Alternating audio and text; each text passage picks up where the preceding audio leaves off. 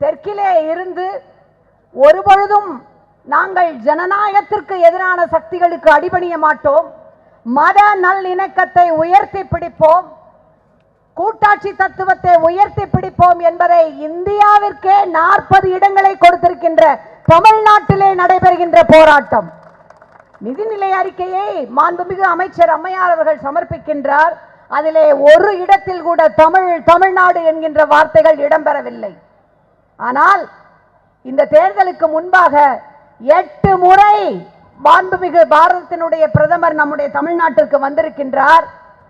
8 முறை வந்த பின்பு கூட ஓரிடம் கூட கொடுக்காமல் 40 முறையும் இந்தியா கூட்டணிக்கு அளித்த தமிழ்நாடு வஞ்சிக்கப்பட்டிருக்கின்றது, மாற்றாந்தாய் மனப்பான்மையோடு நடத்தப்பட்டிருக்கிறது என்பதற்காகத்தான் இந்த ஆர்ப்பாட்டம். ஒருபொழுதும் நாம் நம்முடைய நிதியை தாருங்கள் என்று கையேந்தி நிற்க வேண்டிய அவசியம் இல்லை. ஆனால் உரிமைகளை கேட்கும் பொழுது எதற்காக அந்த உரிமையை கேட்கிறோம் என்பதை புள்ளி விவரமான தரவுகளோடு நம்முடைய முதலமைச்சர் அவர்கள் தெளிவுபடுத்தி இருக்கின்றார். இந்தியாவிலேயே தமிழ்நாடு தான் வரியை அதிகமாக ஒன்றிய அரசாங்கத்திற்கு தருகின்ற மாநிலம், வருமானத்தை அதிகமாக தருகின்ற மாநிலம். சமீபத்திய நிதி ஆயோக் அறிக்கை, நிதி ஆயோக் என்பது மாநிலங்கள் எப்படி செயல்படுகின்றன, எந்தெந்த தளத்தில் எந்த மாநிலம் எந்த தரவரிசை பட்டியலில் 1, 2, 3 அப்படி இருக்கிறது என்பதை ஒன்றிய அரசாங்கம் கணித்து நடத்துகின்ற அமைப்பு.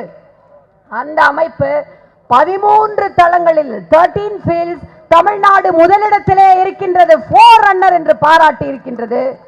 ஆனால் நமக்கான நிதி என்று வரும்பொழுது எந்த விதமான பெரிய ரயில்வே திட்டங்களோ, நெடுஞ்சாலை திட்டங்களோ, கோயம்புத்தூர் மதுரை மெட்ரோ திட்டங்களோ, எய்ம்ஸ் திட்டங்களோ எதுவுமே அறிவிக்கப்படவில்லை.